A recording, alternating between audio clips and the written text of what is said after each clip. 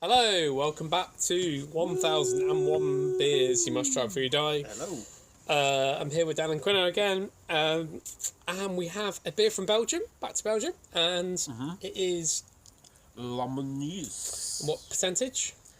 8% in the book, And and it's 8% on the bottle. first brewed in... 1988. Yeah, this is a old school beer, and the story is fascinating. This What, is hang on, brewed in a old school beer, 1988? It's not that old I was school. 12. The portrait is still rotting in this attic. Yeah, Julian. I was 5. Cool. Fascinating story. This is brewed in a garage. Brilliant. Follow that. I thought you were over the floor away from your face. Follow that. Well, I'll tell you what. You pop and pour, and I'll. I will. The description in the book is rather wonderful. Oh my goodness, definitely. Oh, here we It's go. okay. It's okay. Oh, Yeah, there we go. So, I need to get my best. I think it's a Belgian beer, almost at bottle conditioned. Let's see what we got. I need to do my best movie trailer voice. So, phew. You need to, yeah. Oh, that's lovely. in the late 18th century, a bandit named Antoine Joseph Moneuse led a gang who terrorized villagers across northern France. In English? Their fun ended in 1798 when authorities in Douai put them to the guillotine, but the highwayman's name lives on, with this strong, dry, blonde maiden of French moderne. Marino Poutois, a descendant of Moneuse, started brewing at Bourget in 1988.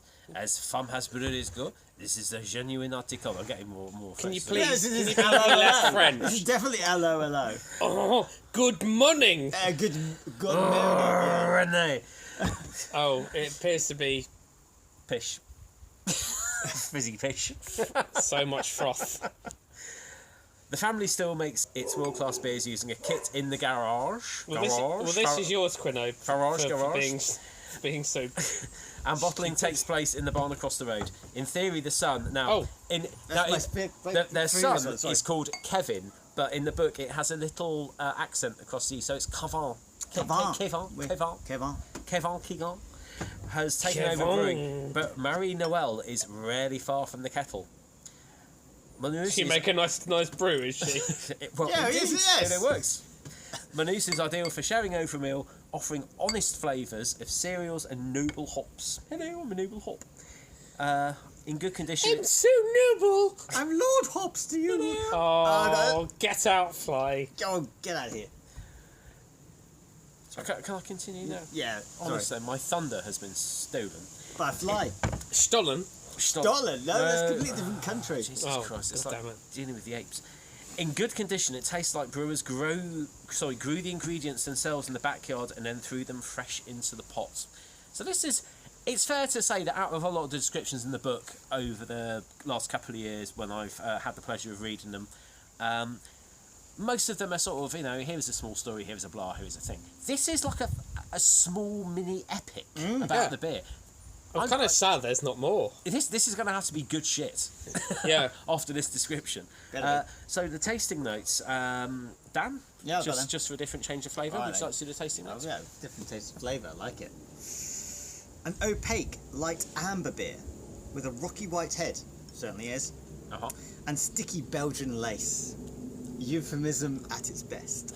No, it is. I mean, look at that, right? is. It is sticking to the glass, and it is lacy. It's almost so like Chantilly lace, but that's French rather than Belgian. This is a sticky Belgian lace. Smells hoppy and bready, with some orange fruit esters in the background. And Dan, what is an ester? Because I don't know what an ester is. So esters are things, chemicals, are generally fruity and sweet. So things like pear drops will have an awful lot of esters in them. Oh, I love a pear drop. Pear drops, you see. And it's carboxylic acid mixed with an alcohol to make an ester. So there we go, you see. It's not just three idiots talking about beer and blathering on. There's proper lessons here. This is science. This is a PhD. Yeah. Your money has not been wasted. Indeed Yes, not. indeed. And it's fairly dry. Right. Fairly Well, dry. should we go for the smell? I'm massively intrigued by what this is going to be. I really am. I hope it's good. Genuinely do. Smells of beer. It just smells of beer. Yeah. Yeah, it just smells of beer. There is nothing there No. particularly apart from No. yeasty beer. Yeah, yeast. Which is fine. Well, Yeah. should we go for the taste then? Let's do it. Cheers. Cheers.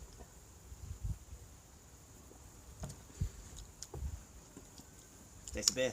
Taste of It's sort pretty of pleasant. slightly rough beer. It's not rough. It's pretty pleasant. Taste of beer. Taste of rough. I think it's a bit rough around the edges. Yeah, but I would say not in a bad way. I did put words into my mouth. I didn't True, say bad. yeah. Rough around the edges, as in certain beers you have of any style, where it's kind of nice and smooth and silky when it goes in. This isn't smooth and silky. This is punky and spiky. Yeah, it's very nice. See, I It's don't very know. nice. I would say rough, not in a bad way. I don't think it's. No, you're right. It's got those kind of spiky edges in terms of flavour. It's not a smooth mouthfeel. You're right. I don't know. It throws flavours all round your mouth. I guess maybe Rather than just slipping down. I'm still tasting the one we've had previously, the sour. But to me, this doesn't really taste an awful lot. And I think you are still tasting the sour then, because this definitely tastes the stuff. It's got a flavour. It's got quite a flavour. I wouldn't say, you know. I think it's the flavour. It's one of those words that's massively misconstrued quite often. It tastes quite funky to me, not in a bad way, but it tastes funky. No, I think it's good. There's a large amount of sort of muted tastes in there. It's rough around the edges and the carbonation and on your tongue, but the flavours are relatively muted. There's nothing that sort of punches you when you get it, like a sour or an imperial or a dipper or anything like. It's quite mellow on the taste, and it's hard to describe where it's punchy on the tongue and rough around the tongue, but mellow in the flavour. It's quite interesting. I'm quite enjoying it. I quite like it actually. I think it's very pleasant. Don't get me wrong. I mean, it is a garage beer. Yeah, that's what it is. It's a Garage. Le garage beer. Beer de garage. Let's get some more in the glass. Let's do it. I like it actually. I think it's I decent. think it's very pleasant. Yeah, it's pretty good. So speaking of garage, how would you say garage? I would say garage. You would say myself. garage. Okay. I'll say garage, but then again, I'm a yokel from Bristol. That's what I would And do. you, James? I would say garage, but and just as I would say Nigel Farage. So yeah, I would say garage, and therefore Farage. Nigel Farage. If I had to actually say his name, which I prefer not to. Nidge. Nick. Well, there we go. I think that's... We didn't talk about the logo. The logo. Oh. I mean, the No, we bottle, haven't actually, that's the bottle true. itself. Yeah. The label is. It's proper old school garage. You know. Yeah. Belgian. It definitely looks like a wine label from the 1980s. It's...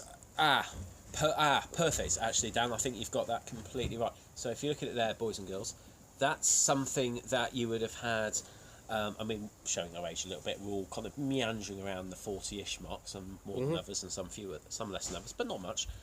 That looks like something that would have been knocked out at an upmarket country pub on the expensive side of the wine list. Definitely. With your ma and pa back in about, say, 1987 or 8, and they would have paid good money for that. It's got that sort of look to it. It suits the beer actually. That's a label that suits the beer. Definitely. Sometimes you get the advertising and the labelling and stuff that when you have the beer, you think, the two don't really match. That's just a thing that a guy in a website or a design agency has come up with. That does match nicely. Yeah. No, I think it's decent. Really decent beer. Yeah, I'd definitely drink this again. Yeah, I'd be happy to have that again. It is a little bit different. It's pretty tasty. It's not offensive. I would call this a good all-rounder. It's a solid beer. Solid, yeah, absolutely I right. don't know how I'd call it. If you were to say what style this was, what would you say? I don't know. But I wouldn't. I mean, it's in the amber section. It's not really. Well, that's amber, what that's. No, I mean, in terms of colour, it's amber, but it's not sweet. It's not. No. It's not. And it's. I mean, Belgian beers. I've done a few Belgian beers now. Generally, I avoid the amber Belgian beers because they've got that sort of. If you like the taste of amber Belgian beers, they've got that sort of. I think it's very cloying and very thick, and I just don't like it's quite it. not sweet, that. yeah. It's definitely But not it's that. not got that at all. No, No, it's not cloying. There's It's a not sweet. hint, there's a kind of a slight sign it might have it, but there's not that thickness. And I'm quite enjoying it because it's not got that. Absolutely. As we said earlier, I think it's a well-balanced beer.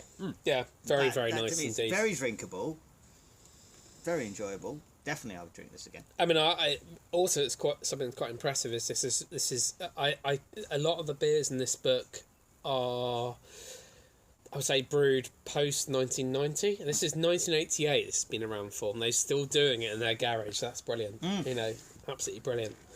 Yeah, Love that. It's a good little beer, that one. I've enjoyed that. Yeah, absolutely fantastic. Cool. Well, I think we'll leave that one there. Yeah. Like, comment, subscribe, and we'll see you for a beer review very, very soon. Do that thing.